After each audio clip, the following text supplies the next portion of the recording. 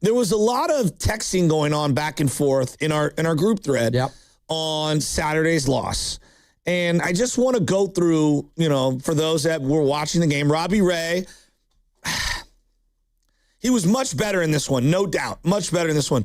Overall this year, you could tell, whether it's his mechanics, his timing, his feel, this was a very encouraging start, but he hasn't been that great. No. This one was good. Yes. Then they go to Carson Seymour, all right, and he throws 3 innings. So, this is on, I'm trying to go to Saturday's game. Saturday's game. Excuse me. Where do I have it? Right here. Boom. They go to Carson Seymour in Saturday. Nope, I'm not on Fridays. Why did I go to Fridays? My bad. It's all right. We'll get through it, Joe. We'll get through it. You thinking of Landon filibuster Roupp? for me. I thought I had Landon Roupp, Caleb Killiam, Eric Miller, Keaton Winn. Yeah. Robbie Ray was Friday. Correct. There we go. Roupp. So they go to Wynn in the 9th inning, and he had already hit the home run earlier to tie the game, PCA. I'm thinking to myself, all right, it's 2 outs. Pitch around him. I don't want to put him on base. That's what I'm thinking. I don't want to put him on base. They pitch to him. He hangs a splitter. He hits it for a home run. They tie the game. Risotto's texting everybody in the thread. I can't believe that Tony pitched to him there. Well, what's the alternative? You're walking him, and now you're letting one of the better base stealers on the Cubs go to first base. He's probably going to steal second, right? Right. You have a reliever who has a high leg kick, who doesn't hold runners on well. So now you're going to have a guy in scoring position. You're going to put the game-winning run at the plate. I don't trust any of my relievers. Well, that's the problem. Right now. So I guess my takeaway on Saturday was it sucks that PCA hit that home run. I mean, what would you want to do? Do you want to go to someone else in that situation? I don't know. Well, if there was did you have an issue? No, I didn't. Only because, and we were talking about this last night, if there was some established players on this bullpen that I know I could trust on a night in and night out basis, like the Javi Lopez's of the past, like a Jeremy Affel of the past, et cetera, then yeah, I would have understood wait, why didn't we go to our established guy already? Why are we sticking with Keaton Winn, right?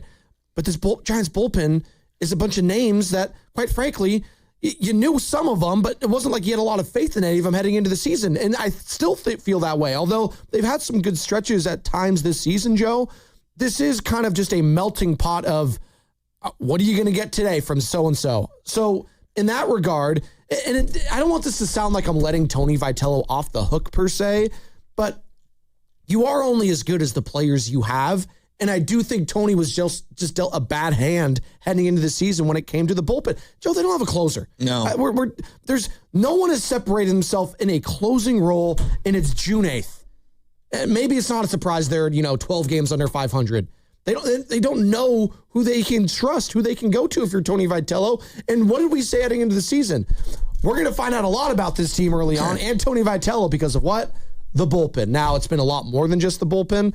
But I'm saying all this to say I had no problem with it in real time. And I do think it's such a, I don't know. When we go at managers in baseball, it's you're an idiot. You should have known not to go with that guy. Well, I mean.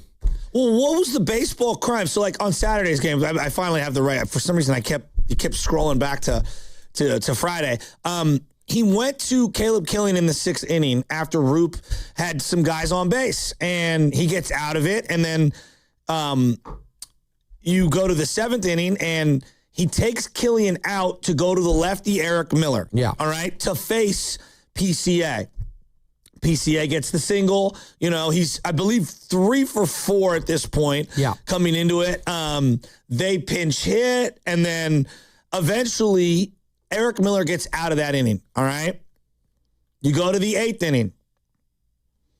You have him face, Eric Miller faces Ian Happ. You take him out to bring in Keaton Winn. Now, do people want all their relievers to come in and have a clean inning to start the inning? I mean, ideally, yes. But, again, can we acknowledge we're dealing with a makeshift bullpen to begin with, correct? Yeah. All right. So Keaton Winn is who you trust against Suzuki in that situation, and he gets out of the inning. We go to the 9th. So Keaton Winn gets 2 outs in the 8th inning. He's going to be the guy in the 9th inning. all right, before we go to the ninth, I had no problem with Keaton Winn being the guy in the ninth inning. Do I think he is their closer? By default? Kind of. Because no one's really stepped forward. Yeah. Right? And so we go to the ninth. It's a 2-1 game. And he gets the first 2 outs. Like, I don't know. Like, he switches Cox into center field. That's another thing. He makes a defensive switch and puts Jonah Cox in center field and then switches Drew Gilbert from center to left field. So he's trying to put in his good defense. I'm talking about Tony Vitello. This is on Saturday. Sure. And I don't know, man. I just didn't have a huge issue with it. Well, in regards to Keaton Winn, who's been pretty solid most of this season, and to your point, he's kind of like the makeshift closer right now on a team that just doesn't have one.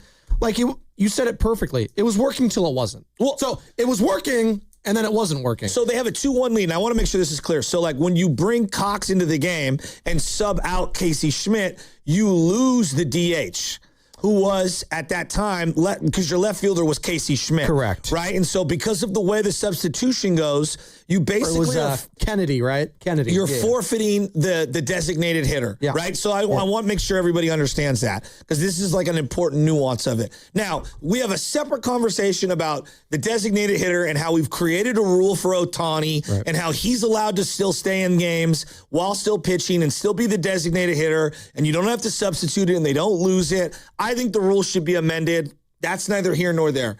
So he gets the first out. It's a ground out to Luis Ariz. Then he gets a line out to Willie, and here comes PCA. Now, did you want him to pitch around PCA? Probably. I mean, I just know that that's their best player. So force anyone else to beat you in certain scenarios, right? Ballesteros is the guy who's going to come up after him. Yes. In a team that is struggling, like the Cubs have been struggling, Joe, and the one guy that stayed consistent and that's been a clutch player for them, yeah, I'd like to pitch around him if I could. Okay. Right? Does that sound crazy? I don't know. The guy hung one. Yeah. Like, you know what I mean? But like you have to execute on something. Like, yes, so this is what I have a hard time blaming Tony Vitello when it's the players ultimately that are letting him down. Sure. Now, he is the manager. He's got to wear it. He'll own his mistake. He'll own that, like, maybe I should have done that. But I'm not going to sit here on Monday morning being that upset about them blowing that save Saturday. Would it have been nice for them to come on today winning 5 in a row? Absolutely. I thought it was incredible. A great weekend of ball for them. But it didn't take away from what they were able to do overall this weekend. Yes, getting greedy is great. You just need to stack series at this point if you're the Giants. Try to dig yourself out of somewhat of this hole. Try to gain some value on some of these players you're looking to maybe flip at the deadline. And they've been able to achieve that as of late. Now they're back home facing a Nationals team. They're not exactly world beaters. This is when the Giants in the past have started, the past being this season, last year, they're not able to capitalize. Mm-hmm. This is when they would lose this series to the Nationals and be like, oh, well, man, one step forward, 2 steps back. They need to be able to build on it. So starting tonight, tomorrow, Wednesday, you need to at least take the series. Well, getting back to the Saturday game, because I think it parlays into last night's game. Bericoto comes in to hit for Drew Gilbert. I'm intrigued by Bericoto. Now, is he a 4A player? Is he a pro player? Is he a AAA guy? I don't know. He's 24 years old. He came through your system. He's made a couple of nice plays in right field. He's hit an opposite field home run. I have no problem with him pinch hitting for Drew Gilbert in the 10th inning. But with a runner on second, guys, we have got to move the runner over at minimum. Yeah. And we're a team that is really bad situationally, right? And so Bericoto gets called out on strikes. I mean, it felt like the ball was right down the pipe. And then you get first and second, and then Rafi Devers gets called out on strikes. First and second with 1 out, and you got your best hitter or second best hitter up, and you're hoping to get a run home. You get to the 10th, the bottom of the 10th, and, you know, Michael Busch singles on a ground ball, and Victor Bericoto, who's the substitute in right field. I mean, you got to field that ball cleanly, young man. Like, you want to play in the bigs, like, you got to be able to make a play. Reminiscent of Jung Ho Lee not so long ago with the same thing. Right? So then we flash forward to yesterday, and same thing. We got a tie game in the 9th inning, all right? He's got Keaton Winn on the mound, and in this one, Keaton Winn gets you out of trouble. And PCA comes up, in, I believe, was it the ninth inning with 2 runners on first and second. And I'm texting the thread, I'd walk him here. Yeah. I'd walk him here. I don't know why we're pitching to him. I fear him. Like, I want anyone else to beat me other than him. At that point, I think he's 1 for 4 in the game, but it doesn't matter because he's had a good series.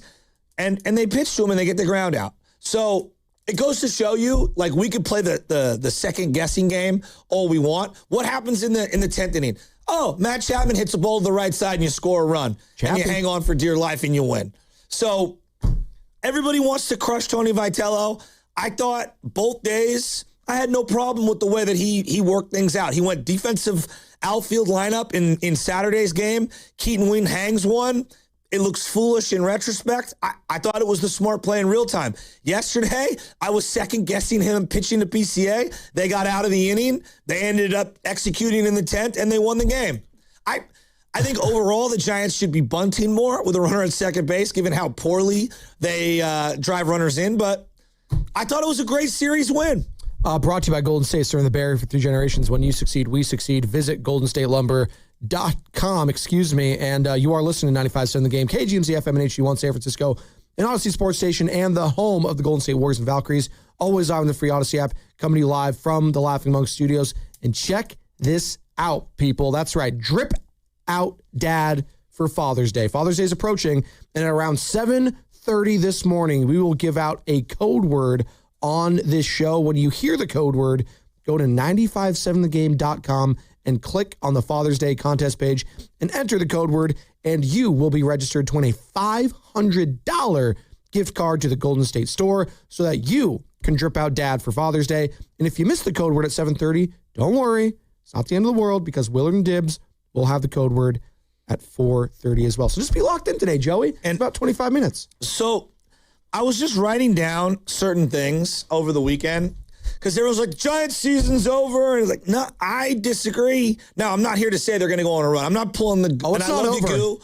But Guru does the like, hey, there are only so many out. Oh, the math is still there? Your favorite? I think we have to be realistic, but also like, you have to earn the right for me to talk about you in the terms of wild card or games back. Well, I don't think they've earned that. They're only 7.5 back from the third wild card. Sure. Forget the overall team record just for a second, all right? If I were to write down things that I'm looking for just for the next 2-3 weeks, right? Victor Bericoto is one guy that I referenced. Drew Gilbert, right? Are these guys legit, or are these guys the next Luis Matos? Right? Well, it's feeling like more Matos than anything. We'll find out. Yeah. Casey Schmitt, was it a hot start the way Elliot Ramos came up and tore the cover off, or is this sustainable? You know, I think he's hit a lot of home runs. He's at his career high in home runs. You know, where do they end up settling with him defensively? That's a big question. Jung Ho Lee, man, can you keep this up? Like, I'm very intrigued. Can you keep this up? Because if you can, you're talking about a guy like, well, all right, now we have a pillar in the outfield. Yeah. All right. Trevor McDonald, what another great start for the young man. Yeah. Want to see him in the rotation. Landon Roupp, start after start. I'm like, hey, he's in my rotation. He will give me 5 innings. Every time. Every time. Daniel Susac, calling better and better games. Yeah. Offensively, obviously, it's been a mixed bag, but I feel like he really has called some really, really, really good games as of late. Obviously, there's the Bryce Eldridge angle, which is absolutely huge. This has nothing. I just named 1, 2, 3, 4, 5, 6, 7, 8, 9 guys, and Tony Vitello isn't one of them. And I am here for evaluating Tony Vitello on a day-to-day basis. Like we did Saturday, we did Sunday. Sure. I think that is fair moving forward. Rafi Devers moving forward. Adames moving forward. Chapman moving forward. What does Posey do? These bullpen arms. We saw a guy yesterday come in and close the game out. I see this guy pitch twice. Yeah. This Smith guy, like not Dom. Dylan Smith. Dylan. I'm intrigued. He kind of throws like Santiago Casilla in terms of his actual, like, you know, the way his mechanics look. Sure. Like, I don't know. Is he a blip on the radar, or is he somebody sustainable? He's 26. I know that. He's young. That helps. What I'm getting at is that I know we want to go crazy and outrage and doom and gloom, and there's nothing to care about. I totally disagree. I think I can bet on any given day there are a dozen things that I am focused on when it comes to the Giants. And I thought this weekend was a really nice stretch for them, and I'm pumped to see what they do against the Nats. I know the overall record sucks. I'm not here to say that they're making the playoffs. I'm not even here to say that they're going to fight back in the wild card and fake on a run. I'm saying, as a Giants fan, I have a short-term and long-term view on what's going on. I acknowledge where we're at in the standings, but I still think there are a ton of things to evaluate.